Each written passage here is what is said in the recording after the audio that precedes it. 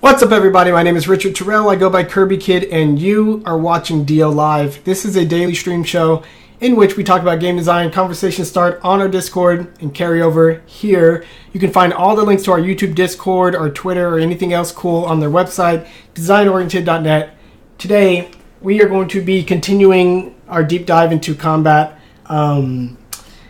So before we kind of get into skill and what skill is and how to better talk about combat, we're going to take a short little survey about how people currently think and talk about combat. So I got Mark Brown's video fired up. I have not seen it, just like I did not previously watch Matthew Matos's video. So this is going to be a live reaction. This video is total 17 minutes.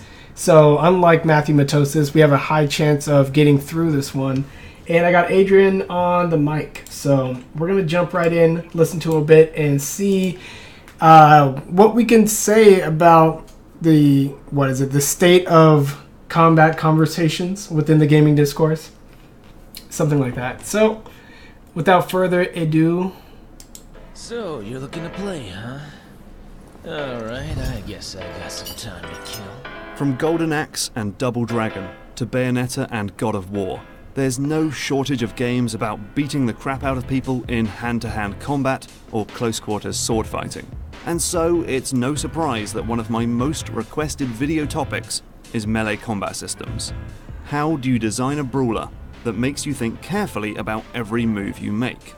A game that's so deep you'll still be learning the ropes 100 hours in, and one that just feels incredibly satisfying when you score a perfectly timed parry. What are the essential elements of a good combat system? Well, the truth is that, like most things in game design, there's no one-size-fits-all solution. The needs of a fast-paced fighter like Devil May Cry are very different to the slow and deliberate combat of Dark Souls, which are different again to the scrappy street fights of the Yakuza series. So there will be some commonalities that are shared universally, but other design decisions that will change depending on the feel and flow of the game in question. We'll figure that out as we go along, but for now though, let's jump into the first major topic. Man, those are a lot of different clips. That was a lot of different games. I haven't played Yakuza, played God of War, played Nier Automata, played a tiny bit of Revengeance.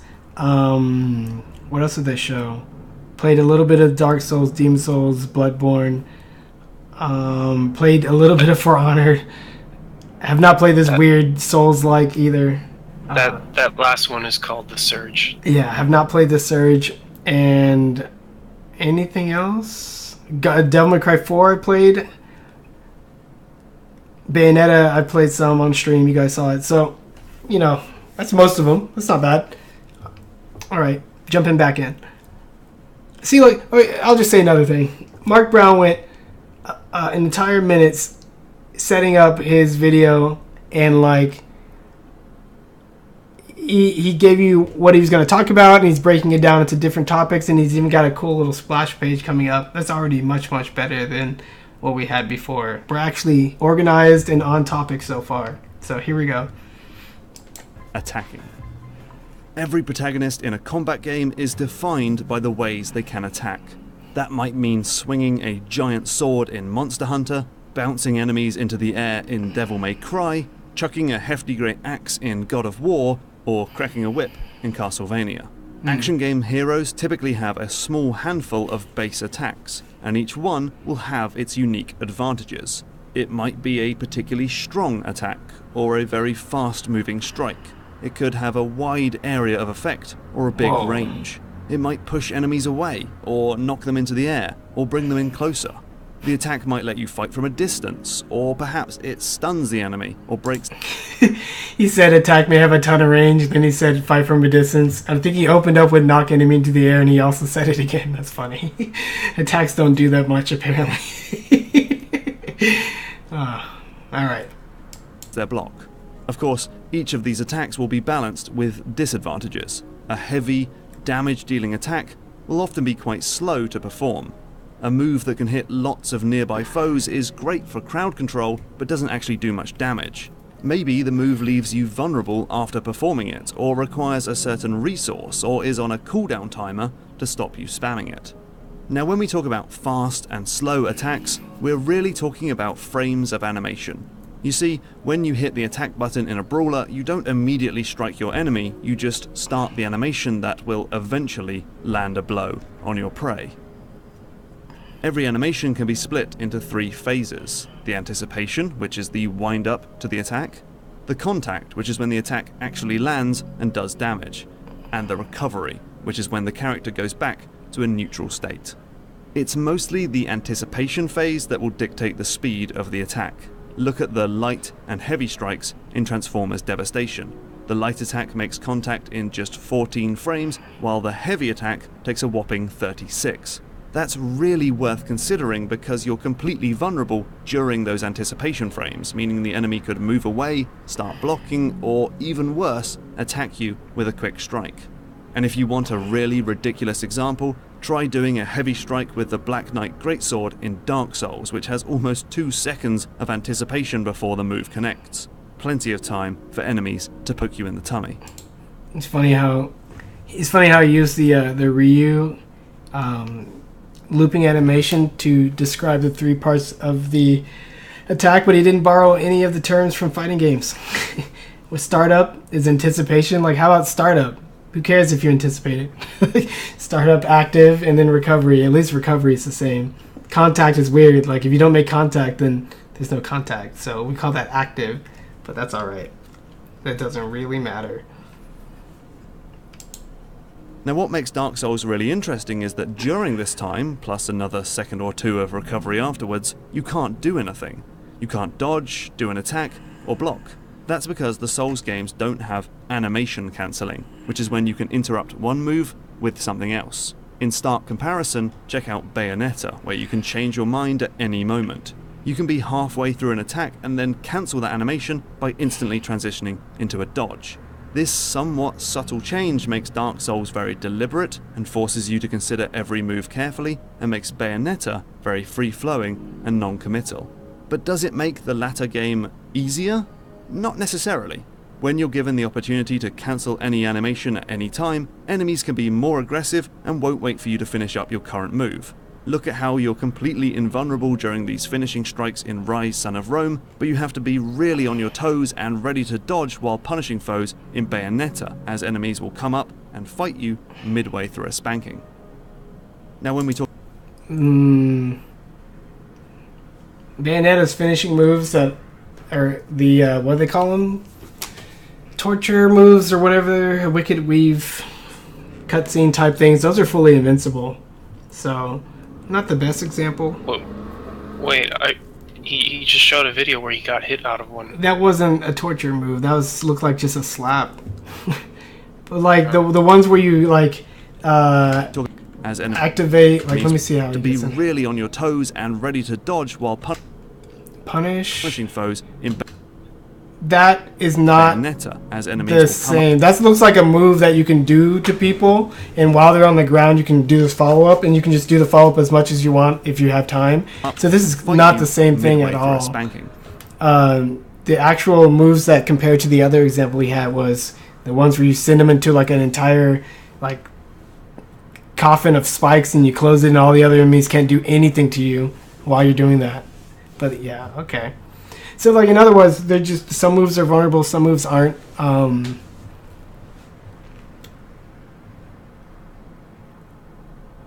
The animation canceling, you know, just like freaking animation canceling in Smash Brothers, like it's technically not a cancel, or it's either something that's so common to every single thing in video games, or the word animation cancel is kind of usually over redundant and not very descriptive of what's actually happening. But yeah, like every state you go into, in every move you do, sometimes we commonly think of them as being committal, but there's like nothing that says the different states you have in a game have to be completely committal until the states like time themselves out before you go back to a neutral state. So like how moves are naturally done in games is having some states easily be cancelable, like walk into run, or walk into jump, or run into jump, just like Mario. And then other moves that's are probably less continuous or move based, those can be canceled. But yeah, I don't think there's like a default way of doing it, because I'm trying to think of a lot of different examples, and I'm like, well, this game has some moves that you can cancel and some you can't, and a lot of games have some you can and some you can't. And I don't like to think of it like, oh, look, Dark Souls, look at this game, you can't cancel your moves, it's more deliberate. You can still cancel stuff in Dark Souls. There are certain attacks I think you can cancel your wind up if it's taking too long, or like in Monster Hunter, you do these long, slow animations, but there's windows towards the end that you can roll out instead of going into further attacks. So like the vast range in which a designer can arbitrarily define what these moves are and set their cancelable states is, to me, all the same kind of decision, right? It's all the same kind of thing, and just as a game can just as easily have it and not, while not necessarily producing any of the results that Mark Brown is talking about here. Like, having cancels doesn't mean your game is more fast or more fluid necessarily, and then having some moves that you can't cancel doesn't make it more deliberate, where you have to think about your moves. Like, that's a big jump in terms of what the final result feels like, and then how some of your basic moves fit together. I wonder if we're gonna cover any fighting games in this video, because he's doing a lot of single player action games and brawlers, and fighting games have single players too, and games like Smash Brothers have a little bit more elaborate single players than some fighting games. So to create a nice bridge between the kind of specificity and detail we know about fighting games and how it relates to these brawlers would probably be an interesting way to approach it. Any thoughts, Adrian, before I continue? It doesn't really seem like he's gonna go for that angle. Yeah, I mean, so far he shouldn't. He doesn't know fighting games. Yeah, so far the last point he made was about Dark Souls not having cancel, making it more deliberate, and then made a point about how, oh, Bayonetta, you can cancel if I dodge, but that doesn't necessarily make it worse, and there's an advantage to having that design decision in the game. Yeah, when you're dealing with such low-level things, it's way too hard to try to say how big of an effect it'll have on the end result. Because when we're down, I'll show you guys the crazy wheel. When we're down talking about mechanics here, and like the properties of mechanics and the inputs, and then these properties here, like beep, precision, direct buffer, negative edge, multi-touch sensitivity, individual mapping, input group. I wonder if I put cancel in here. These are devices. These are input actions. I don't think I put any cancels in there. They may be in here, which is random systems that you can kind of put onto anything. Contact and collision, hurt boxes. See, look, active frames, recovery frames, knockback, hurt box, hitbox, limb damage. Cancel. A mechanic or input that forces a state change of a gameplay element that would otherwise be committed. A common example is canceling attacking or reloading animations. Yeah. So anything you're examining here on these sort of individual colors on this light blue ring here, it's too hard to look at an individual feature here and then try to extract what it's like on the high level, which are some of these elements over here. That's all. Yeah. I think one last remaining comment is the way they described Demons or Dark Souls as more deliberate because of its slower nation. It's slower something animation. Yeah. Slower something. I believe has more to do with the game being more strict. So Castlevania style. Because you can really only afford to miss once, otherwise that's it, you're going to take a hit. That's why it seems to have the impression of calling it deliberate. Like, I only have one shot, I have to make it count, whereas in other games such as Bayonetta, you can maybe miss a couple of moves before. Yeah, I mean, that's a good point. Like I said before, I think the whole word deliberate and when it entered the gaming discourse was because of the Souls and people kind of trying to describe what was different about it, even though that aspect of the game isn't really different. The difficulty and the way that the game doesn't sort of have like highly responsive mechanics or fast paced like some other games, in the way that it has questionable feedback and questionable onboarding and pacing. So like all those reasons can make a very high barrier to entry. And when people feel like the game is hard, well, of course, when the game's like outside of your skill level, you're gonna have to focus harder and harder and struggle more and more just to get by in the beginning, because it's setting the bar so high. So I think a lot of people think like, oh, I really gotta focus in this game, but you're like, that's just because they're not doing a good job of helping you learn it or get into the groove of things, right? So like, there's nothing any more deliberate when you're playing Dark Souls than it is in any other game. You try playing Mega Man, like, I just think it's a lame verb, or it's a lame adjective. What would I say that's not deliberate? Maybe like Candy Crush, where you make a match and then additional matches just keep making. You're like, I didn't make that happen. I'm not actually doing anything. It's kind of like a big roulette, if you will. So like, yeah. But then once you get to that territory, you're talking about non-skill based things. You're talking about things that are either not games or barely games. And clearly for all these action melee combat games, everything's going to be deliberate. The fact that people can quote unquote mash or turn the brain off just means they're playing at a lower difficulty level. And like I said before, if Dark Souls had an easy or a normal that was easier than what our normal is for the Dark Souls, then people would probably not use the word so much. You could just go through and hack and slash. Yeah, that's why I feel like what they're really getting at is just the strictness of it.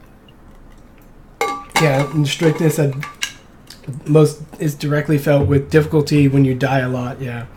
Can you name a game that's really strict where you don't have like any penalties? A game that is strict that has no penalties? Yeah. It doesn't. Yeah, I mean that sounds like just the antonym of the word strict.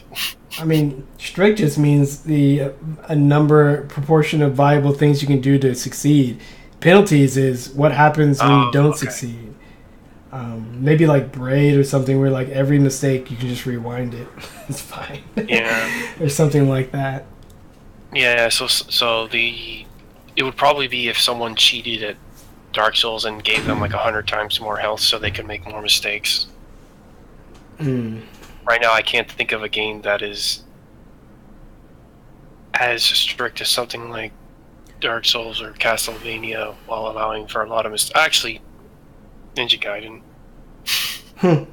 It's not really slow though, so, but it does fit the strictness and large number of mistakes, minus the levels where they have too many pits in which one mistake will kill you. Cool. Okay, we can get back to the video now. Now when we talk about range, it really depends on how sticky the game is, which is how easily you snap to nearby enemies. So in a game like Arkham Asylum, where Batman will magnetically snap to enemies in the next postcode whenever you hit the punch button, attack range is pretty irrelevant. Whereas in Bloodborne, which has almost no snapping, it's critical that you're in the right spot before you strike, and that you think about the size, range, and shape of every attack. As the game goes on, you'll come to internalize things like the exact pixel distance your whip will reach when you jump. A certain amount of stickiness is going to crop up in fast-paced games, but I think it's generally a good idea to ask the player to think about positioning, because it adds an extra dimension, or two, to consider. And if you want, you can get incredibly specific, like with Marth in Super Smash Bros., who does much more damage with the very tip of his sword compared to the rest of the blade. He showed an example of Marth, and it looked like he couldn't get good footage. I don't know why he didn't try to snag something from like a tournament match where it's 1v1. You can actually see Marth up a little bit closer. But then that was like a free-for-all, and he spammed neutral B, which is like an auto-tip move because it goes straight forward. That did not illustrate his point, but nice try. That's funny. But I think Marf's tipper may be... First of all, Smash Brothers, unlike other games, other fighters, a lot of other fighters at least, has sweet spots and sour spots. It has strong hits and weak hits. So as a move comes out, its hitboxes can shrink, change, get weaker, or take on any other properties. Like Dr. Mario's neutral air melee actually gets stronger the longer it hangs out in the air, which is funny. But otherwise, moves can have sweet and sour spots. So while the move is active at any point, there are parts you can hit that do different properties, more damage, more hit stun, whatever. So Marth in his sword in general has a tiny little circle hitbox right in the end, and if you can manage to hit that and only that when you hit your opponent, which means right at the tip, you get that extra power, which is pretty good. It's pretty hard to do. So I don't know if there's any other game or fighting game that has such a precise sort of element on top of their melee attacks. There's precise windows like just frames and stuff, but it's funny how it's like you should ask your players to consider positioning because it adds an extra dimension. My take is if you're not considering positioning, you're not playing an action game really. You're not playing a spatial-based action game, which is melee attacks are defined by how they move through space and what space they're taking up. You could be playing a rhythm action game or some kind of compressed one-dimensional game if you don't have to worry about positioning at all. So that's a thing. But as far as melee action combat goes, positioning is like 90% of it. At least in the games that I like. Yeah, Monster Hunter. I played Monster Hunter 3 for the 3DS. And I did not play that Transformers game. And I guess we'll go back to the video now. So you can think of these different attacks as your tactical options, and what designers should aim for is to have every move fill some niche and with minimal overlap. So when you see an enemy in an action game, you shouldn't just randomly hit one of the attack buttons, but carefully consider which will be the right move for this exact situation. I guess it's like the difference between weapons in a shooter. A shotgun, sniper rifle, and assault rifle all deal damage, but with very unique properties that make them tactically distinct. The more moves the player has, the more options they will be granted, but the distinction between these different options will start to become very subtle in a way that novice players may never see. Veteran players, however, will certainly appreciate the minute differences. Still, there's no need to put actions on or not appreciate them. What he's not saying is games have a limited range of things they can have, meaningful different... games have a range of meaningful difference that they can apply to any group or of elements inside of their complexity or whatever. And the more moves you pack in, there's a limit to how unique they can be. So then they start becoming more and more similar. So when they become more and more similar, yes, that makes their differences harder and harder to discern. Their differences will be more and more subtle, but that doesn't automatically mean high-level players will appreciate it. They could just be like, man, you just filled your design space with a whole bunch of stuff that's similar. That doesn't automatically equal depth, appreciation, or anything like that. It just means you put a lot of moves in your game, period. That's exactly what I was trying to say earlier in the wheel. The number of moves you put in your game kind of falls in this area, this dark blue, but how you appreciate the variation in your game, you're talking about design space. Look, variation. It's like I knew it was here. The range and differences between any number of gameplay elements or any group, subgroup, or whatever. So this, high level, cannot be easily or at all extrapolated or interpreted from just a few low-level considerations. On every button on the controller. After all, one of the most sophisticated action franchises around, Devil May Cry, has loads of unique moves with just one main attack button. So we can look to my video on versatile verbs and perhaps grant the player a charged attack if they hold the button down, or use buttons in tandem with one another. DMC's basic attack becomes an uppercut if you hold the analog stick back, or a darting stinger if you hold the analog stick forward. There are also plenty of opportunities for contextual moves like Yakuza's environmental finishing attacks or the backstab in Dark Souls. And of course there are combos. These moves, which see you pushing buttons in a predetermined sequence, sometimes with a small delay between buttons, are an import from fighting games and offer a reward for memory and timing. They generally just grant extra damage, but sometimes they provide even more tactical options for the player. Combos can be a bit overwhelming, mind you. I can barely remember my pin number, let alone all these moves in Bayonetta. So more casual and accessible games like Assassin's Creed and Rise Son of Rome instead grant you extra damage if you hit the attack button as soon as the previous one lands. Cutting back and forth between these games makes some of them look so bad. Oh man. Bayonetta to Rise of Rome, huh? Okay. Okay. This time the games are testing and rewarding your timing and ability to read the animations rather than your memory. So attacking is one thing, but a great combat system also offers interesting ways to defend yourself from damage. This typically comes in the form of a block and a dodge, and much like attacks, these defensive options should be distinct from one another to make you think about the right way to deal with the next incoming strike. Let's look at Dark Souls. In that game, a block is easy to perform and typically negates all damage, but it's a big stamina drain, and some enemies will even break your block. The dodge, on the other hand, lets you completely avoid an attack because your character is made invincible during the roll, but it requires careful timing to pull off. Also, Careful or spammy? drains some stamina, leaves you vulnerable during the recovery, and changes your physical location. Decisions. There's one other defensive move though, and it's one you'll see in a lot of good combat systems. I'm of course talking about the parry, or counter.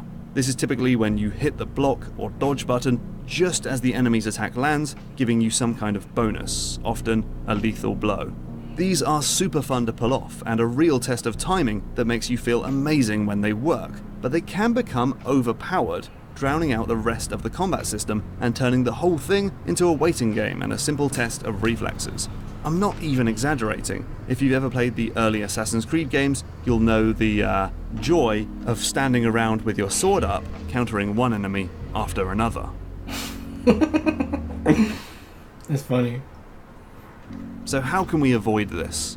Well, one way is to make parries more risky. You see, designers need to pick the exact moment during the enemy's attack animation that a parry is viable. Games like Batman are way too generous, making it effortless to counter every attack, whereas something like Neo makes it a lot tougher. You can also increase the punishment for missing a parry, like how if you mistime a dodge in Breath of the Wild, you'll be trapped in a recovery animation and vulnerable to being attacked. Too bad he didn't compare that to the parry. He probably needs an example of a parry that if you mistime it, you just get hit in the teeth. He should have just shown like a shield parry right there, and then instead of a backflip, and then if you mistime it, you just get hit in the teeth. Oh well. Another option is to limit the number of parries you can perform, like in Bloodborne, where you have to fire quicksilver bullets to stun enemies and leave them open for attack. That ammo limitation makes you think carefully about which moves you'll try to counter. Other games simply... I think Bloodborne has like the worst parry system I've ever played. It's the one where you parry with the gun. Yeah. Weird windows in which it works. Maybe some attacks it doesn't work at all. Strange. And then they stagger from shooting them, so you're like, okay, then you can follow up with your attacks. But it was just so weird and hard to get used to. Don't let the parry be a one-hit kill. In Bayonetta, dodging at the last second lets you enter a slow-mo witch time, while in God of War... Witch time is a one-hit kill. Have you not seen Smash Brothers? I'm just kidding. Oh my gosh, witch time, please. A well-timed counter puts your enemy into a stun. Both help you, but you'll need to use the full combat system to actually defeat those enemies. So those are some ways to stop a game becoming too reliant on defense. But on the flip side, some games let you get away with being so aggressive that you don't really need to block, dodge, or parry at all. This is often down to the way that enemies get stunned when you attack them. Hit an enemy during its anticipation frames and it will cancel your foe's attack and leave it unable to move or dodge while you tee up your next attack. This is generally called stun locking an enemy and lets you just wail on foes without needing to worry about them fighting back. One way to fix this is to give enemies a stat that stops them from being stunned until you do enough damage. Dark Souls calls this poise, while most fighting games call it super armor. Another way is to have kind of mixing things together, but it's all for the same functional effect, so we can let that slide. Have some form of stamina, like in Neo, to stop you from... You haven't played the video, have you? Go ahead, keep talking. I'm hoping that you'll say that one of the other solutions is to simply have more than one enemy. Yeah, like, how can we stop this from being too powerful? Let's see if we can give them an extra stat, and then give all the enemies a rage bonus, so if they're getting combo, they'll burst out of rage, and then give, like, how about we just have somebody else hit them in the back? You're like, that could work. And it just depends. Tales of Symphonia had enemies that had rage, so you can combo them like crazy, but in an early point in the game, like, now all enemies, when they're getting combo, can just stop being comboed, and then they can start counterattacking. Fighting games have burst mechanics, like Guilty Gear and BlazBlue, similar kind of thing. Marvel in a different way. We're like, oh, I'm getting comboed, but I really need to get out of this, so I'm going to risk it, spend my resource, and try to burst out. Tatsunoko versus Capcom. And then,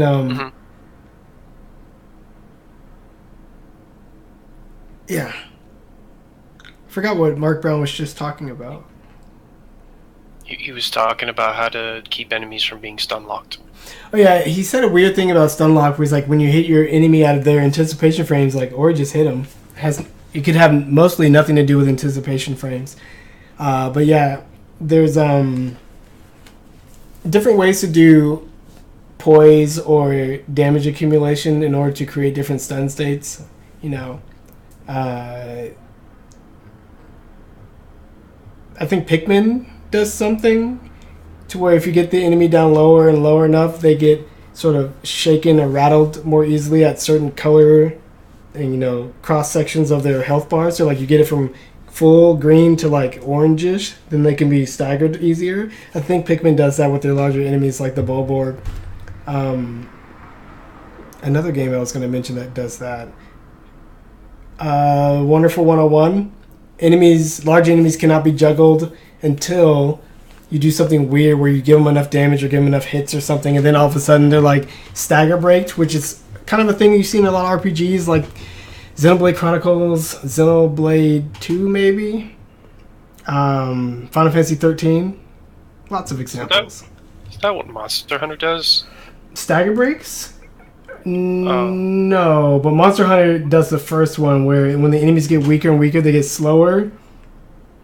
I think their attacks get a little slower. Their run away gets a little slower. They get knocked down a little easier, and all that. So yeah, that's that first example. Yeah, I thought it was that it has a invisible threshold where once you hit it enough times, then it stuns. Otherwise, it doesn't stun at all. That's damage accumulation, but that's essentially. Oh. I think all of them do that. So you can't just be like 1%, one hit point. Eventually, he just goes and falls over. Maybe a lot of games just have a timing window to where it's like, we're not going to let you chip away at this guy and then get huge stagger states. I'd imagine. All right, back to the video. Definitely spamming attacks. Or you could have multiple enemies attacking you at once, so you can't focus all of your time on one enemy and must block and dodge those incoming foes. Or you could just make certain attacks impossible to interrupt, or let enemies break out of stun lock. I mean, it's not very hard to implement, designers just have to remember to do it. Basically, we don't want the player... So easy to implement, right? What he should have said was, the concept is not complicated. But whether or not it's hard to implement is a whole nother story. Says person who is implementing these things all day at work. But whatever. It's a good thing he at least said multiple enemies. Yeah, I'm glad he said that. To aggressively chew through enemies. By the way, this attack from this little Castlevania 3D guy, well, how big was that thing? What the heck?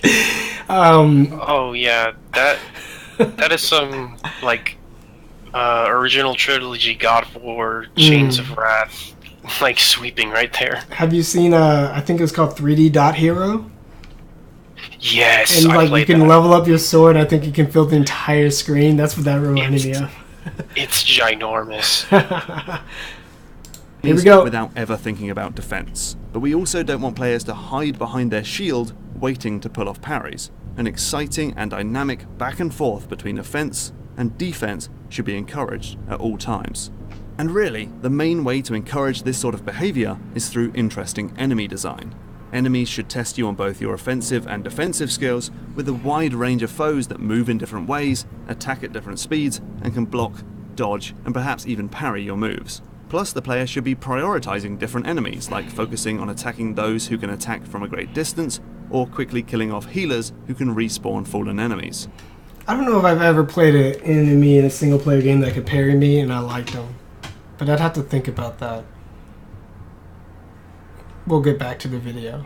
Picking your targets is yet another thing to think about. Oh, These enemies should be given... What? you pause it. The enemy in Skyward Sword. Lizalfos and Skirvo/Dreadfuse, they can parry you. Is that just put Link in a slight teeter state or whatever? Yeah, they put him in a little stagger.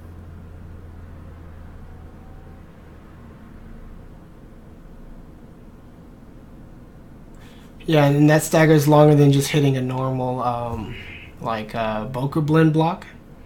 See, Yep, that 3 it's times longer. fast, yeah. I don't even know if you can roll out of it or anything. Okay. clear designs with distinct colors and easily readable silhouettes, so players can learn which enemies are capable of which attacks and then pick them out from a crowd with ease. Plus, those all-important anticipation frames should be hugely exaggerated on enemies because they should be telegraphing upcoming attacks. Other games like Bayonetta also use sound and visual effects like glints on the enemy's weapon to give you a heads up that an enemy is about to strike. Handy when the game is just buckets of visual stimuli being pumped into your eyeballs. I mean, clutter. Yeah, the sound was helpful. The glints maybe less helpful because what you can see on the screen and how much the camera was moving was kind of hard. At least hard for me because I was just a beginner. Alright, back to the video. What designers want to avoid, I think, is enemies that can only be killed with very specific moves. This essentially crushes all those tasty options we just came up with down to just one Hey, look, it's Darksiders 1. dominant strategy. However, enemies that are resistant to certain attacks, like big brutes who can't be parried in God of War, are good because they force you to use other moves and strategies. Because interesting enemies are a major way to encourage you to use the full moveset on offer, and not just rely on the same few attacks or a couple memorable combos for the entire game. But there are more ways to do that, like how Fury gives you some health back if you pull off a difficult parry, or how Transformers lets you do a high damage vehicle attack at the end of successful combos. Of course, the most obvious way to achieve this is through a scoring system. So, it sounds like Mark Brown doesn't have a lot of, he bounces back and forth between a lot of extremes, and even though he's showing a lot of cool clips, I don't think he understands a lot of these different combat systems in terms of the spectrum of design that they would represent. So you don't, he's like what I don't think designers want is enemies that can only be taken out like a very specific way. You're like, why not? Because people complained about the new DMC. Is that why he's saying it? And he has no clips of the new DMC in here, so he probably just listened to that feedback and just threw that in the video without a lot of direct experience. That's my guess. But essentially, there's nothing inherently wrong about an enemy that you can do a lot of attacks to, or an enemy that you can only do a few attacks to, an enemy that's vulnerable all the time, or an enemy that's only vulnerable a little bit of time. It all depends, right?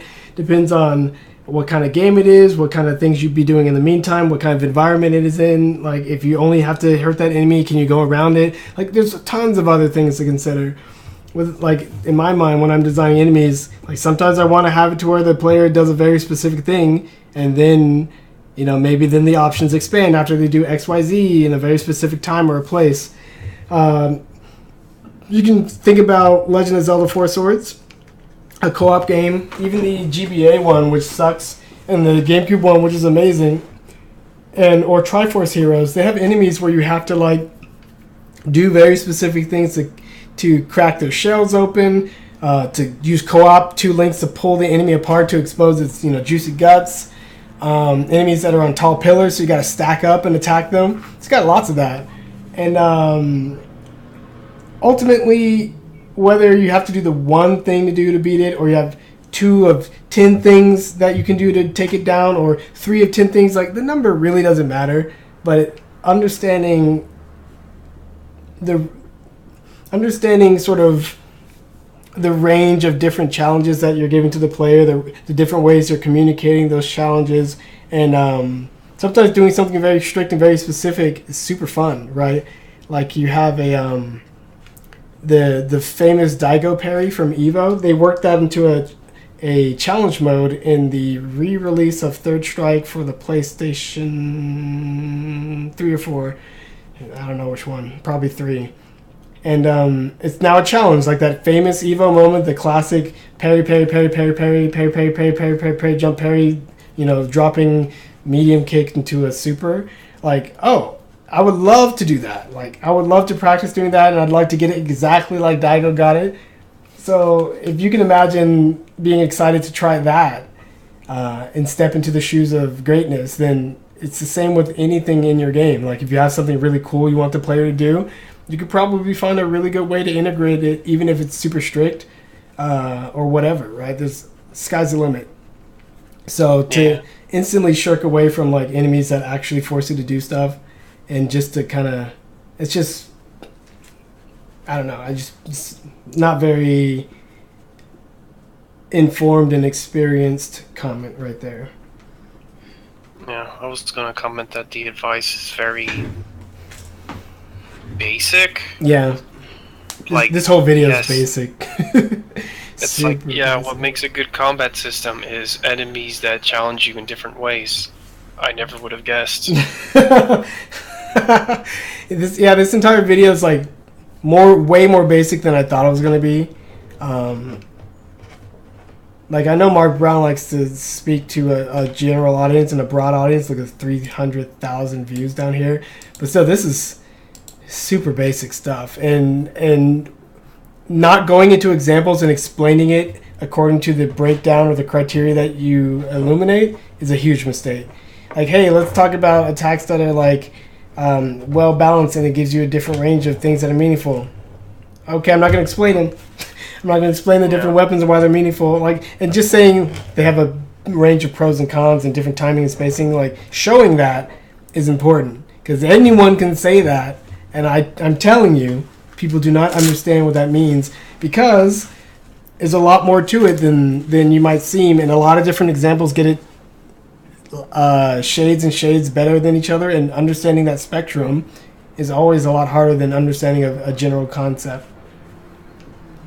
Yeah, especially when one of the earlier points in the video was distinguishing between, you know, slow and fast games where you cancel and can't cancel. It would have been nice to have gone through how the enemy designs those two games.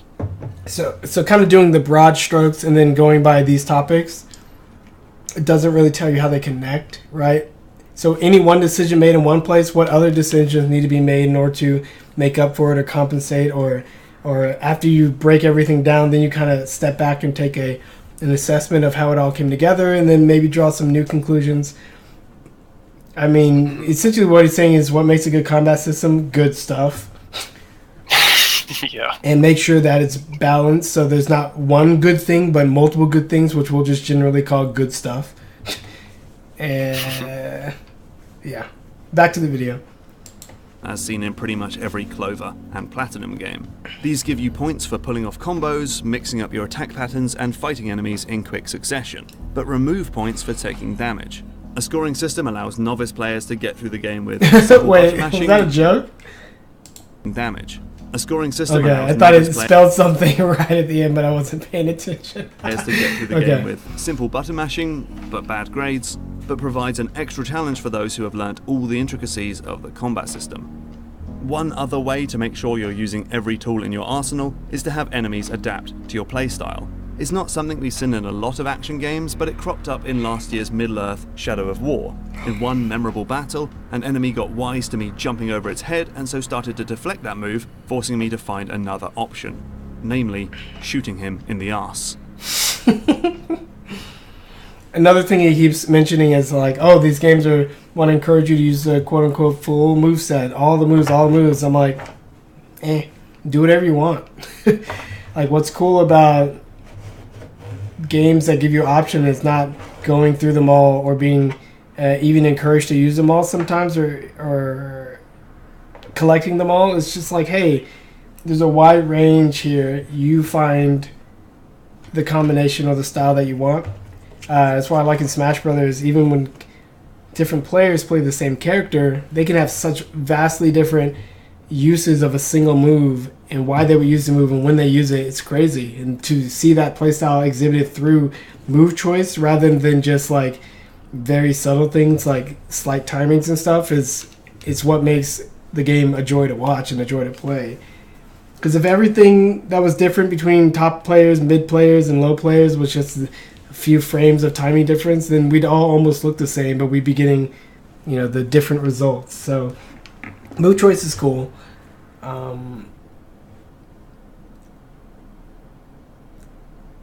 I think enemies that adapt, of course you can do neat things with it, and games can just do whatever they need to do to try to get their features to work. But I think a lot of times trying to make a single-player action game adapt to your playstyle like presumably humans would or real life would happen in real life is the opposite direction that I go with my design, right? I set up very clear, very simple things, almost like Mario, and I want you to play around in the interesting timing and spacing design challenges that I give you, and I don't need to worry about you 1v1ing, squaring off against a guy, and how much cheese there is, and how quickly I'm going to let the AI not let you cheese. Like, none of that matters. So, like, I want to set the floor very clearly and very strongly, and then let you style your way up as high as you want, instead of focusing so much on, will my cheese still work? Like, that's really not what I'm interested in.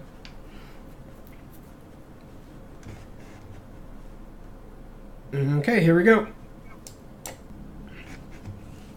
So you've made lots of distinct attacks, and you've crafted some great defensive moves, and you've used interesting enemy designs to keep a good balance between offense and defense, but your game still sucks. Why? Well, it probably just doesn't feel very good. Hits feel weak, and counters don't have that crunch that makes you feel like you just pulled off the most difficult move in all of gaming. So to properly provide this feeling, action game developers spend huge amounts of time on art, animation, and sound to really sell the impact of every attack you make. So remember those 3 animation phases I talked about earlier? Well, they're also used to make attacks feel more impactful. Check out this ridiculously satisfying punch finisher from Resident Evil 6. If we break it down, there's a huge wind-up where Chris leans back, then a very quick snap to the enemy's face, a brief pause upon impact, and then a lengthy recovery where Chris's arm hangs in the air afterwards. I don't know if there was a brief pause. And then a lengthy recovery to the enemy's face, a brief pause upon impact, and then a lengthy recovery where Chris's arm hangs in the air afterwards. I don't know if there was a pause there, but whatever. This is the secret to a Still good... funny how Falcon punches that guy. Wesker in Resident Evil 4 had some moves that were named something iconic, and they were having some fun with some of their mercenaries modes, characters, special moves. It's cool to have a ton of examples in your head just to think about things. It's not cool not having a ton of examples.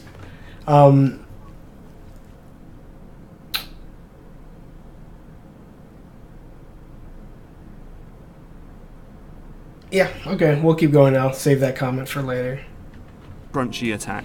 Huge anticipation. In God of War 3, we even get some cheeky slow-mo at the start of heavy attacks to increase the animation frames. Then a very quick strike towards the enemy. In Rise, this is so fast that huge chunks of the animation are cut out. From one frame to the next, your sword can travel great distances. Then a brief moment to pause upon impact. In Transformers, the two characters stay in the exact same pose for 3 frames upon impact.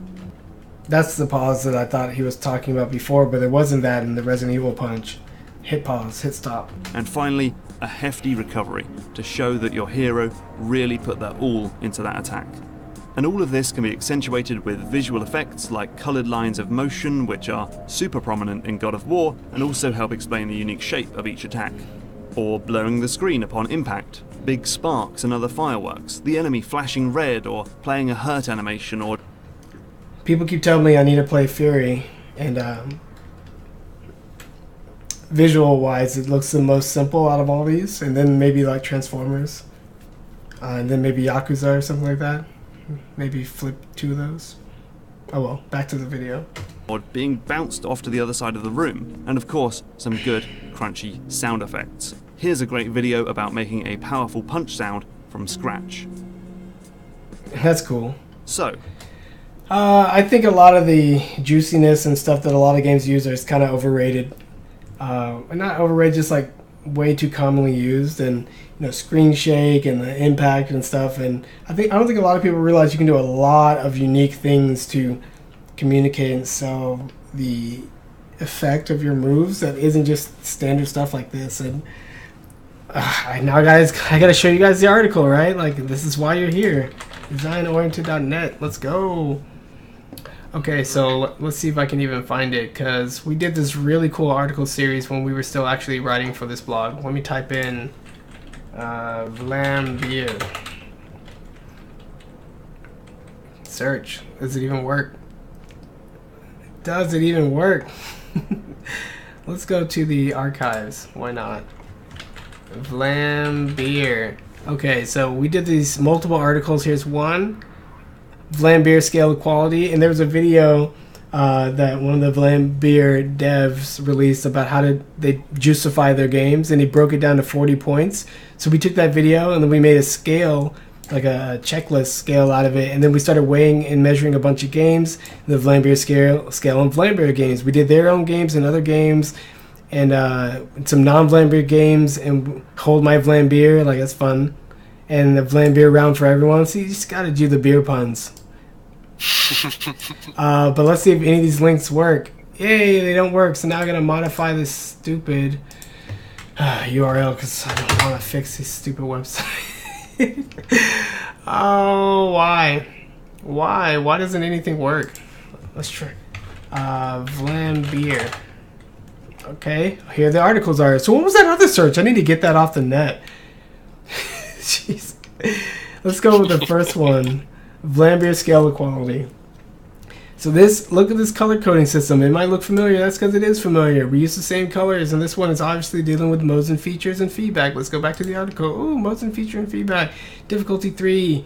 It's a designer style article. Here's the video from YouTube where he explains the scale. Here's the 40 points. It's like 31 of how he justified his game. Some of them seem very specific. Some of them seem very specific to either genres or certain action games. We didn't care. We just made the scale. And 24. What game did we rate right there? I don't know. You have to read the article. Then the next thing we did was weigh Vlambeer games. So ridiculous fishing versus ninja fishing. Right? One got a 20, one got a 12. Which one do you think got the more juicy award? Probably Vlambeer's game. Now, we do other Vlambeer games. Like, look at all this hard work. So this is what we're kind of talking about, the level of specificity and the deep dives that we do on Design Oriented. I mean, this is a blog that we ran for, but we do this kind of thing in the Discord.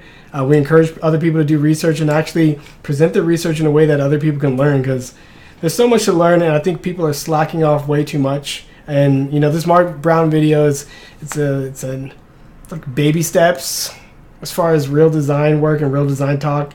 And if you really are interested in being a game designer, you should probably be in our Discord and not surfing YouTube for design videos, because they're really not going to give you the rigor, the discipline, or the framework. So this game, Super Crate Box, got a 17, Serious Sam and the Serious Encounter, and the Random Encounter, 23, Ridiculous Fishing, 20, as we said before, Luthrausers. This game's so cool, even though it has problems, I love it. The game was cool. 21, Nuclear Throne, 28, look at that, Flaming Vlambeer, because they got a 28, which is 28 out of 31, like, honestly. Hold My Vlambeer is the next one. What was in this one? Oh, this is the conversation we had. And I made these GIFs of, man, look how crazy that is. That's crazy. We talked about it. You can read how we talk to each other in text form. That's cool. And then the final one of Vlambeer Around for Everyone. This is one I think is super interesting. Look at that cool picture. So then we made this, what is this called, a survey. And you can take any game that you want. You can put the name in here, and then you can just start answering the questions. Yes, no, yes, no, yes, no, all the way down. And then you can get your scores. And what we did was we posted the scores kind of update in real time if I hit the refresh button. But people read the article, picked random games, and scored it. And then you get a nice little pink color depending on how Vlambeerish your game is. Vlambeerical. So this is what we're talking about in Design Origin. Not only do we use the freaking complexity and detail of this wheel, but we use this to further create criteria and systems to further analyze games, and then we use that data to create results and more insights and more exercises and more questions. And this is really the only legit place you can be on the internet that doesn't charge you for this level of game design education. But that's enough of that. We're going to get back to the video. That was all about game feedback, juiciness, and things like that. Obviously, Vlambeer has their own style. Obviously, these games are aping a similar but different style. Personally, with me, I would go with a much different range of really cool effects. And you can kind of see some of it in Barbary Ball, but there's so many other cool things I'd like to do in the future. But that's enough of that. Let's get back. And we're almost done. We're actually making it through this video. What makes a good combat system? Well, ultimately, an action game is all about making decisions. About which enemy to hit, where to stand, which attack to use, and when to use it. Plus, how to react to incoming attacks. In some games, this can be quite thoughtful and considered. In others, you're making these decisions at 1,000 miles an hour. These games might be overcome by just... Bayonetta is not that fast, and Devil May Cry isn't that fast either. Like, sometimes your moves have like a lot of hits to it, and sure, the feeling of canceling your stuff into a roll all the time, it makes it seem a little faster, but then when you get better and better, you want to do that less and less. So sometimes I feel like the speed of some of these games, the way they talk about it, is greatly exaggerated. But that's all I'll say about that. Mashing buttons, but good enemy design and addictive scoring systems push you to be more precise in your movements. But every design decision must be made carefully to contribute to the overall feel of the game. Everything from the camera, which sweeps out wide in free-flowing fighters but hangs in close for one-on-one brawlers, to the... That Batman camera looked pretty good. Semi-top-down-ish, which I like top-down, but it was kind of at an angle. That's pretty neat. That's pretty neat. I'll think about that for the future. Stickiness of your character, to the use of animation cancelling, to the generosity of when you can parry moves, should all fit each game's unique feel and flow. And on top of all that, the game should just feel amazing to play, with all sorts of subtle animation tricks to make every attack hit as hard as a truck. Nail all that, throw in some innovative new mechanics, and you might just have a combat system worthy of the greats. So funny, he puts Dark Souls in there as great. That game sucks. This combat sucks. Okay? I just have to say that. But Bayonetta also has issues. I did not like that game, despite having... I mean, a lot of these games have a lot of cool elements, so who cares about that? But no. No! Bloodborne, no. It's funny he didn't have any Wonderful 101. That's because I don't think he liked it. Or maybe he sold his Wii U. Yeah, like you'd expect him to have a lot more Zelda clips. That's another thing that's just annoying, right? He put freaking Yakuza in there. You're like, okay, and then he put like Rome, whatever that game is. But a lot of people just kind of like, oh yeah, Zelda. You're like, no. You could have a lot more examples and show a lot more clean things about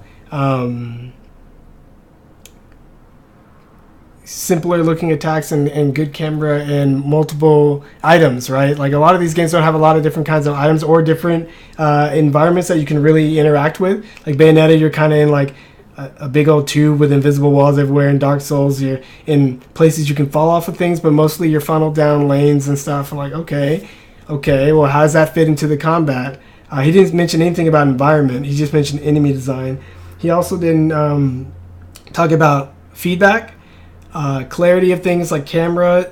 He mentioned how sounds can help you deal with enemies around you, but there's so much more to it than that. I mean, you look at this ring, feedback's such a big chunk, and it's got all these considerations, most of it being visual because 80+% of our sensory intake is through our eyes, and video games are like 95% video. So visual feedback's a big deal, including all these elements you got to consider and other elements. So like if you make it the messiest, or you make an action game like Bayonetta, it's so messy and the graphics are already dirty anyway, and the camera goes crazy, and Bayonetta does move fast sometimes and lock on to things, and you're like, you know what, that's an issue. Can't believe none of that was talked about, right? Honestly. Because you could have all this stuff in your action game, and it could fall apart, kind of like what Bayonetta did. You can look at some of the Bayonetta enemies and be like, oh, look, these are the ones that kind of like don't take any stun. What are you supposed to do in this battle?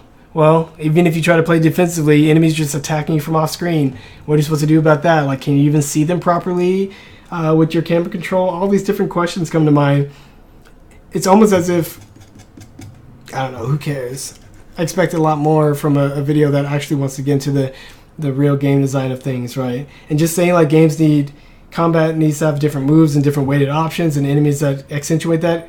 All generic. I want some freaking specific examples. I want to see stuff like this Vlambeer scale, like applied to these different examples he's doing, and go, this game did a this game did a that, this game scored a this game scored a that. Answer 31 questions per game, and then you're going to get somewhere.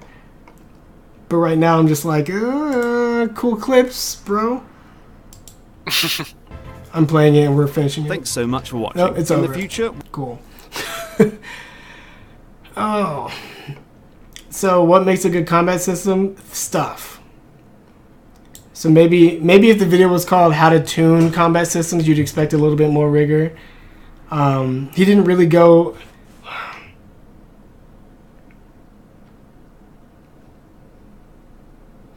I mean, even the way that he described the scoring system, like, look, it takes off points for this and gives you points for that, encourages you to play more or whatever. I don't know if you could find an example of like a bad scoring system. A lot of games don't do scoring. It's just like, did Ninja Gaiden do it? Do you remember, Adrian? Yeah, Ninja Gaiden does have a score system. Yeah. You know, it's also kind of funny. I mean, so the way we're approaching combat in this series is we're really looking at it on a fundamental level, and we're really trying to understand basically action, right? And he's really tried to specify melee combat, but you can even throw in things like Kid Icarus Uprising. Some weapons are really melee focused. The way you dance around enemies. Some of those attacks in the videos he showed had characters with longer range than some of the range weapons that you have in Kid Icarus Uprising. So like, moving around, sizing up your enemies, understanding their different properties, like it's a great game for that stuff. And shooting is just one part of it. Yeah. But yeah, I want more Zelda, and I also want more like 2D top-down Zelda. All of his games were 3D. Where's my 2D game? He showed Smash Brothers, but he didn't show it really as an example of some of his combat games. He just showed it to talk about Marth a little bit. But yeah, like 2D games, fighting games, Smash Brothers, 3D fighting games, like so many different individual aspects of design you can highlight if you really start breaking it down and not trying to do this like super broad overview. And I guess you could say that he didn't like the Assassin's Creed combat. Yeah. But then it seemed like he liked everything else, and that's not how my tastes fall. But I've only played like 7 out of 10, 7 out of the 11 games he showed. So yeah, the purpose of this stream was to... Oops, I'm not facing the mic. The purpose of this stream was to get a better sense of the words and the language that people use to talk about combat and the depth at which they go. Let's talk about what can I type in, Adrian, to get another video? Deep combat. Everspace? No. Games with combat systems. 10 best games with combat systems, PC video games. We'll take a look at that. God of War combat tips and tricks. Alright. You could also... Top 10 games with the most... Yeah. I was gonna say what makes good combat. See if anyone else has a video with the same title besides Mark Brown. Oh yeah, cool. I'll do it after this one. Let's take a peekity peek. Developed combat systems. The most Although developed Dark combat Souls fans systems. may disagree. A good combat system doesn't necessarily have to make your calloused fingers bleed. Man, some of those Dark Souls scenes right there looked amazing, but moving on. Sometimes, you want to play a game with a distinctive system which goes beyond the pleasant and visually excellent button-tapping ballet of Arkham-like combat. Yeah, so Arkham Combat. I played a little bit of Arkham. That's another game to throw in the list. No. Moving on. You already know that I don't really like it much either. For that, we have compiled our list of top 10 games with the most developed combat systems. Let's dive in. Number 10, Metal Gear Rising: Revengeance. I didn't like Metal Produced Gear by the Rising: creators of Revengeance. Nier Automata, Metal... but basically, like, I don't like Platinum's action style that much. It's got some cool things in it, but ultimately, like, too messy and too far away from like the clean core that I like.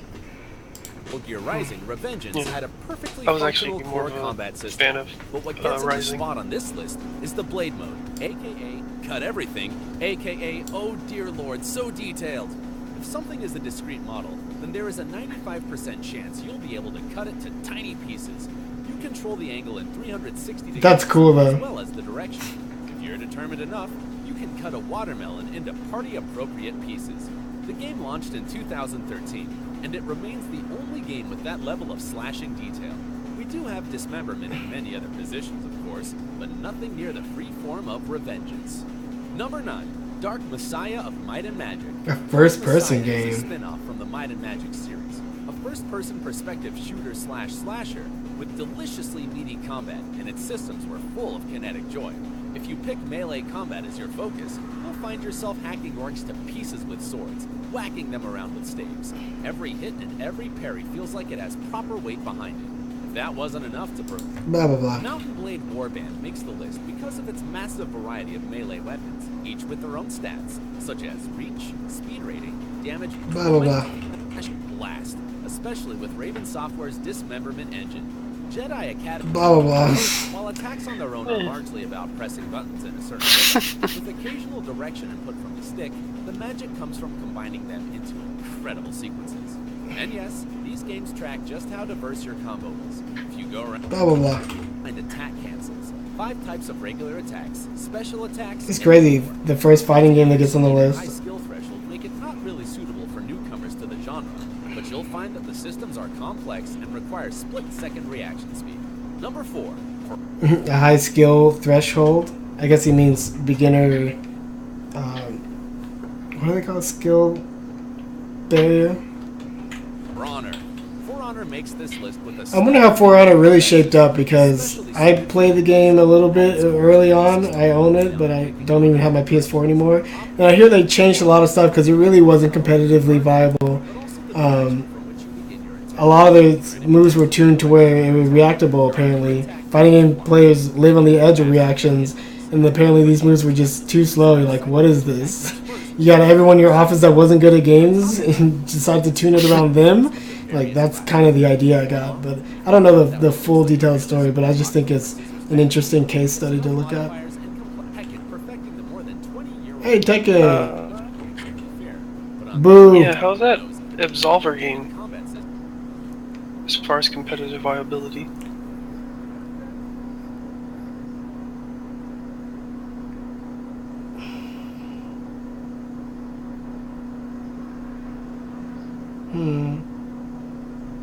It's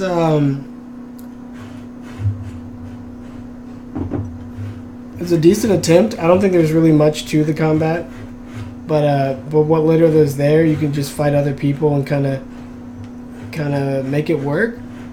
So I don't know. I could probably just show Absolver on another stream at some point.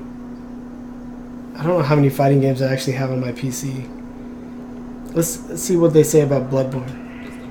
Something of a measuring stick for many gamers. The games have a certainly demanding combat system, which is typically reasonably fair. But on the other Man, that hand, game was crazy. Absolutely no mercy. The key to victory lies in managing your stamina, which is drained by attacks, dodging, and the like, and in learning your enemy's attack patterns and general behaviors. Working out the proper timing to attack, block, dodge will hopefully keep you beyond the striking range of your opponents. It's a game with a certainly very deliberate tempo. Nothing. Man, freaking put one word in the Discord, you poison everything. They're like, people just copy deliberate. Who said that first? I think Ecoraptor, because his first one was Castlevania, and he was talking about the whip. But I think he got that from Dark Souls talk. Well, I also think the Dark Souls people might have gotten that from Monster Hunter. But who said it? Because the people that. talking about Monster Hunter were most likely be Japanese people, because it really wasn't big here in the stateside. Actually, I think Monster Hunter did have a decent. It was more niche, but it did have a decent fan base here in the States. That's what I call it, not big. Oh, okay. It's huge in Japan. It's not here. People just now are saying Monster Hunter World is finally on a viable enough platform with enough quality of life features and graphics to pull in a Western audience. But no, it was not big enough here. So, like, I don't know what they were saying about it, and I don't know where that word originally crept in. If I had the DO, let me just do something real quick, guys. This is DO super search. Let's do it. I'm gonna type in the word deliberate and see what I get. This is how we designed the freaking database, but we haven't updated in a year. So, like, what games are Ty Kelly critical? That's my article. Understanding gameplay from Alexandre. What is this? The symbolic representation of a problem gameplay was clear, pure abstraction and emblems. There's no Bloodborne or Dark Souls there. 3D World felt like Nintendo's deliberate move to transition Mario into 2D, but in 3D, whereas Galaxy 2 felt more wishy-washy. Okay, that's what that person says from NeoGaf. Well, at least the search did something. Like DMC's mad speed, the always present threat of violent death at the hands of every foe, and combat system unlike many we've seen before, makes the Soulsborne games a shining example of how to do combat in games. Man, all the same stuff that they say over and over. Talk about Dark Souls, say the word deliberate, say it's slow, unlike the super speedy, always say Devil May Cry, and then say how deadly the enemies are, which used to be the thing they said about Ninja Gaiden. And despite the fact that enemies are deadly in all these games, because people are dying on the first level all the time, and like Goomba still kills you on the first encounter, killed me yesterday, and it's all just kind of relative anyway. Like some of the early enemies in the Souls games and Bloodborne and Demon Souls, super easy, right? But then you're like, it depends on just how many enemies they put in your way, and then how they reset you when you die or whatever, what your checkpoint is. And that's what makes people think that, oh, this is hard. That enemy killed me. Like, yeah, well, you can fall off the cliff at any time and you'd be dead, and you can fall down a pit in Mario at any time and you'd be dead. You can touch lava and you're dead. I just feel like the language that they use to describe it comes from a lot of exaggerations that a few starters of the community made to try to differentiate their game, when in fact it's a lot like a lot of other games, but they didn't realize that because of their limited exposure to action games. If you come from a primarily RPG-based background, a lot of this stuff may be completely fresh and new to you, but if you come from a more action game background, you're just like, oh, okay, sword attacks, moves, rolls, whatever, and it doesn't nearly have the same impact, and you probably wouldn't be searching for new language to describe this new thing that's actually not new.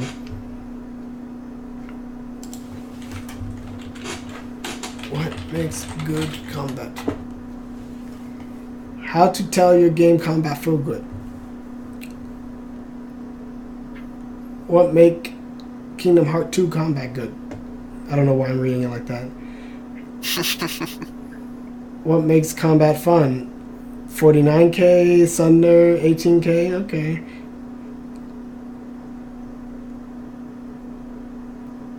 Well, yeah. Let's take a peek at Sunder. This is Udemy. And ignore your advertisements. Oh, by the way, one of the coolest things you can search on this super search is the word parry, because it's one of the few examples we have a lot of good game breakdown examples of. So you can see like different games on the side, For Honor, Street Fighter. I think you can click on these and actually get. Oops! No! I don't know how my thing works. Okay, I thought you could get video on some of them, then obviously those are the ones with video built in. And parry has a ton of examples. Or not. It's supposed to have more examples than that. Oh well. Skip. Element that's present in every single game on the market, but it's undeniably a large part of video games as we know them. From punching and kicking, to slashing, to shooting, to blowing up things with nuclear arms, hundreds of games give us the chance to duke it out with various enemies and feel the raw power of violent conflict. That intro is frighteningly similar to Mark Brown's. Open up with a quick descriptor, talk about violence, cutting people, and then transition to your opening thesis. And while much of this violence rewards us with points for our score, health or ammunition drops, or most notably progression through a campaign or storyline, something that's often overlooked is how combat is a rewarding experience in and of itself, or rather, It's not often overlooked. how it's fun. Today we're going to take a look at the ways that games make combat feel good, feel bad, and in general how to tailor destroying the bad guys in your game to make players enjoy the battle. My name is Sunder, and you're watching Levelhead, a series about video game design. I wonder how many more videos he produced, because I think when he upped his production quality and he came out with that first video, people were like, oh, he's sharing the video. It may have been about Shovel Knight. I don't know what he's done since, but you know, that's Sunder. As said before, combat can take various forms, whether it be stomping on the heads of walking mushrooms or Hey, you got my vote. He used Mario as an example, which I was saying all the time, like quit ignoring these action games in terms of their combat. Like this action, dodging under enemies, jumping on top of them, throwing barrels into them, hitting them with animals, that's all combat. It's all combat. Or at least you should think about them using the same criteria that you do about these other combat games, because that's really what helps you understand their design best. or crocodiles, doing battle in a fighting ring meant for two combatants to have a fair match of physical combat, delving into a dungeon and hacking and slashing against subterranean monsters, or gunning against a warring civilization in a struggle that spans the galaxy. Combat in video games plays a large role in gameplay that can't be understated. And I know Mark Brown was focusing on melee combat, but I don't care. Storyline, character progression, and other factors can be the inherent rewards of finishing a battle. But the meat and potatoes of good combat lies in what most people would refer to as game feel. It's an ambiguous title for the feedback. Back in the early days, no one talked about story as being the reward for playing a game. It was always about doing the game combat core loop style. And then the story was there just for your framing and things like that. And now people are just so inverted. We're like, oh, the only reason I'm hitting these buttons is to get some story. Whoa, this combat thing can actually be satisfying. Like, I can't believe that the entire universe has flipped inside out.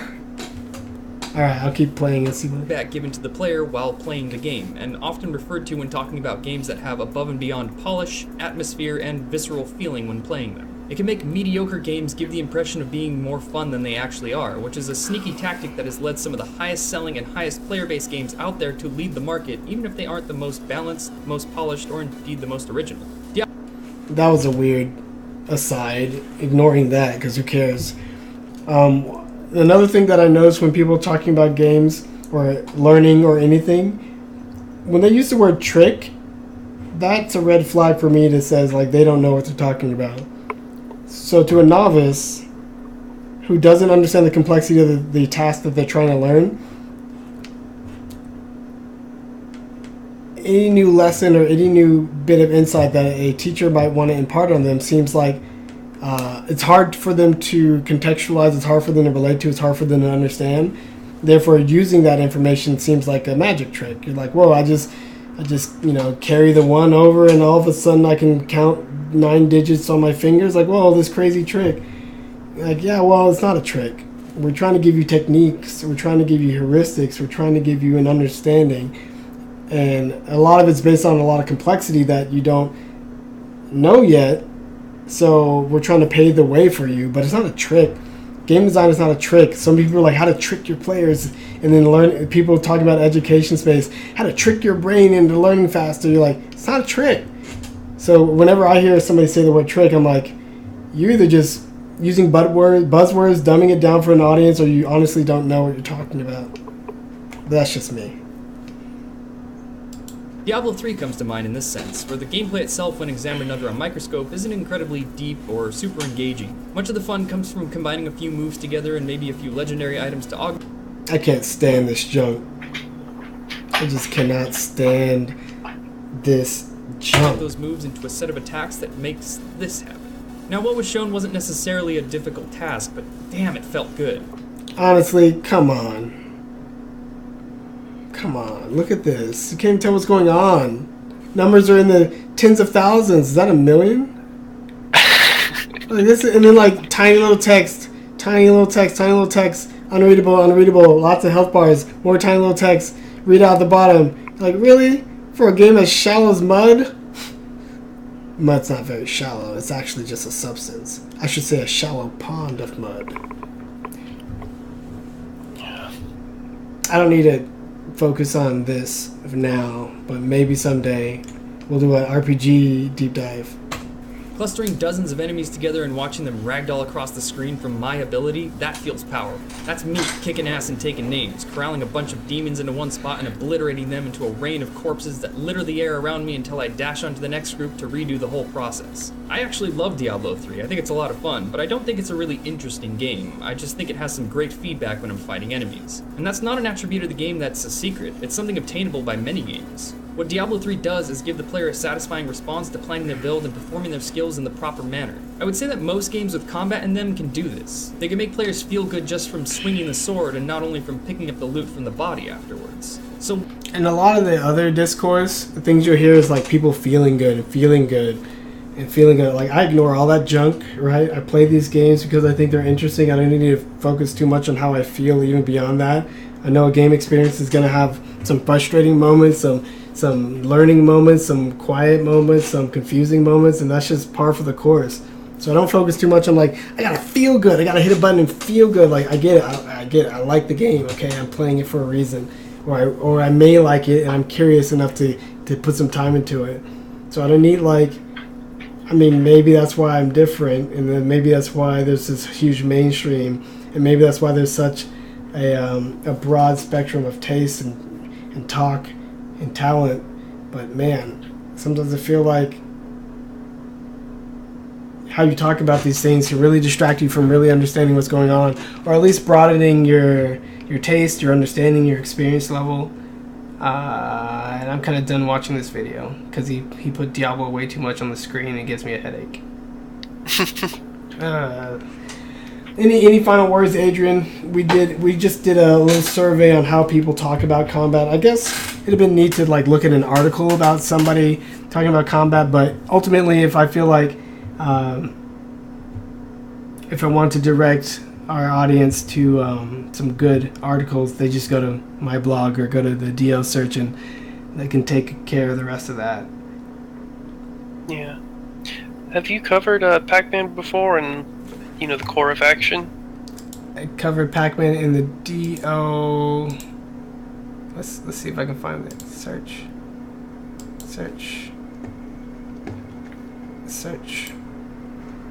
Pac-Man. So my coverage of Pac-Man came from these 5 articles or so. One is called Pac-Man Design, Arcade Doodle Map Mechanics. One's called Pac-Man Design, What's Interesting About Pac-Man's Gameplay. Hallways and Turns, Level Analysis, Deterministic and Random Ghosts, and Variables of Difficulty. It covers pretty much all of Pac-Man. I talked about it through those articles. They're really cool. It's because I did little cool images. Let me show. Hey, look at that cool image. It's the Dio colors, and Pac-Man's eating that Dio dot, that little dot right here at the top of the screen. He's eating it. And then the lines are actually outlining that aspect of the game. So the yellow is level design, it outlines the outside of the level. Blue is mechanics, so it's showing you a movement path across the level. Purple is design space, so it's the inner area where it houses the enemies. So you're like, oh look, a group of something, design space. Red is enemy, so it outlines the freaking red ghost! How cool is that? And then purple's feedback, so it dots into dots, right? Because the dots are how many dots you've eaten on the level, and it's a clear feedback. That image. And blue is systems, so this is light blue up here. But yeah, I call this high art. No, I'm just kidding. I'm just really proud of this image. It's a good image. Oh, the stuff you did in Starseed Observatory is also good. I guess my final words would be continuing that question of how simple can you make action, because one of the things I know you've been saying a lot is you don't need action to be complex. So asking questions of how simple can you really make it is an interesting one worth investigating. And of course, answering that question that you did earlier off stream about how would you approach something as limited as Castlevania. And now I'm also curious in seeing you play Bloodstained and how many of your suggestions are already implemented in that game. Because the thing about Pac-Man, I mean, you say Pac-Man's really simple, but the Pac-Man AI itself actually isn't. I mean, it's pretty simple. Coming up with the design to differentiate them is not. But they just kind of like seek a very specific thing, and that kind of affects how they move through the maze. Yeah, but I mean, it's not readily apparent, especially the one that is a... I think, is it the... Pink? There's one Clive? that is dependent... Yeah, there's one that's dependent on both Pac-Man's position and Clyde's position. Or, I mean, Inky's position. Yeah, Pinky tries to like go to the spot that's like up and a little bit left of you or whatever. And Red just chases you, and then Clyde's like, I'm going to this weird section. Yeah, I go into this weird section that is subtracting your position from Red's position. Yeah. Or, no, it's not exactly how it works, but it uses two variables that's not readily apparent when you're playing the game for the first time. I mean, I didn't know that until I looked it up either. Yeah, I mean, I don't think they designed it to ultimately have you like completely figure it out by playing it. But I never really think too much about that, like how well a player can uncover these hidden secrets and how quickly. And as long as they understand like what the ghost is doing and playing the game. I'm looking at some Bloodstained right now on my Switch. It's $10. I could buy 2 of these or 1 fairy. 2 Bloodstains? Oh, I just saw a character jump in one direction and then knife in the opposite direction in midair. Oh, hey. Yeah. That's the It's already that's an the Ghosts and improvement. Goblins thing. Yeah.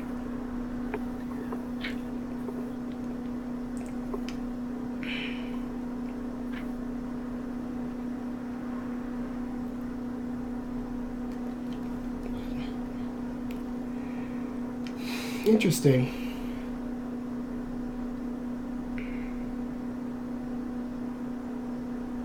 Call that a stream? Yeah, as soon as I finish looking at this interesting video you can't see, maybe I should have just brought it up on YouTube. No, that's alright. Yeah, that's a stream. So until tomorrow, we're going to be examining skill pretty deeply. Hopefully tomorrow I can get my act together. But it's a 3-day weekend, so expect longer streams like this or not. See you later, guys. Peace.